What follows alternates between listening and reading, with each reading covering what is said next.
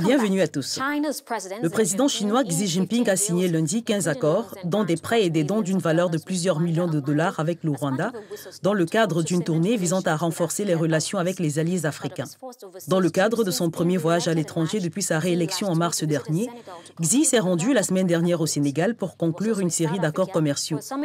Il était également en Afrique du Sud pour un sommet des économies émergentes, les BRICS. Pékin a déjà eu à faire des largesses financières au continent malgré des craintes de dette colossale pour les pays africains.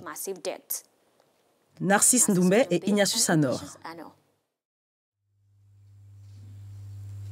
Le séjour du président chinois Xi Jinping au Rwanda a été marqué par la signature de 15 accords de partenariat économique. Ces prêts, dont les montants n'ont pas été dévoilés, serviront notamment pour la construction des routes, la rénovation des hôpitaux et le développement du nouvel aéroport de Bugesera. La Chine salue la force de l'Afrique par l'unité et la coordination qui mèneront à un développement local et durable. La Chine est prête à adapter son développement avec celui de l'Afrique pour un bénéfice mutuel de nos deux pays.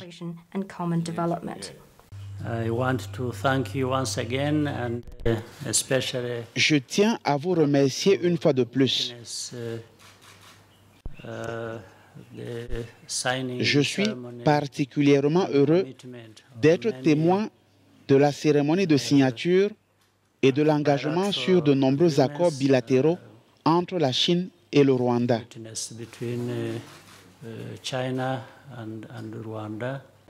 Depuis son arrivée au pouvoir, Xi Jinping œuvre pour le renforcement de l'influence chinoise en Afrique. Le Rwanda, qui connaît un des taux de croissance les plus forts d'Afrique, a échangé pour quelques 157 millions de dollars de biens avec la Chine en 2017. Un chiffre qui place Kigali parmi les premiers partenaires du géant asiatique sur le continent.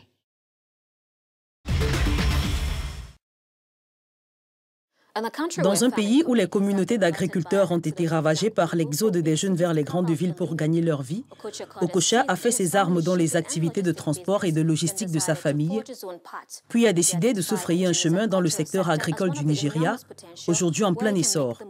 Actuellement, il est l'un des pionniers de la culture hydroponique. Armelnga et Hélène Wangalwa.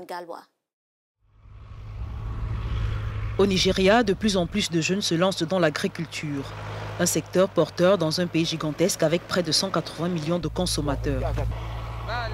Revenu dans son pays en 2015 après un début de carrière à Washington, Seyi Oyenuga s'est lancé dans la culture du manioc, un aliment très prisé au Nigeria. Ce n'est pas aussi simple que planter un bâton ou une graine dans la terre. Il faut comprendre comment cultiver dans cet environnement et avec nos méthodes, nous devons faire face à de nombreux obstacles. Seyi dirige aujourd'hui une ferme de 400 hectares où travaillent une trentaine d'employés. Et malgré les difficultés, il prévoit de quadrupler sa production dès 2019 en cultivant près de 2000 hectares. Son objectif, fabriquer de la farine de manioc destinée à l'exportation. Peter Okocha Jr., lui, développe depuis 2 ans de nouvelles variétés de patates douces en aéroponie grâce à un ingénieux système d'arrosage hors sol. Il espère également faire fortune dans l'agriculture. Plus personne ne veut faire de l'agriculture à l'ancienne, sous le soleil brûlant, avec la sueur et les efforts que ça suppose. En combinant la récolte de données, la technologie et l'automatisation, ça devient plus attractif. Malheureusement, l'accès des produits agricoles aux métropoles reste l'une des difficultés rencontrées par les agriculteurs et producteurs. Conséquence, le pays connaît des pertes qui s'élèvent à des centaines de millions de dollars chaque année. Pour ne prendre que l'exemple des agrumes, le Nigeria en produit près de 4 millions de tonnes chaque année, mais 60% des fruits pourrissent.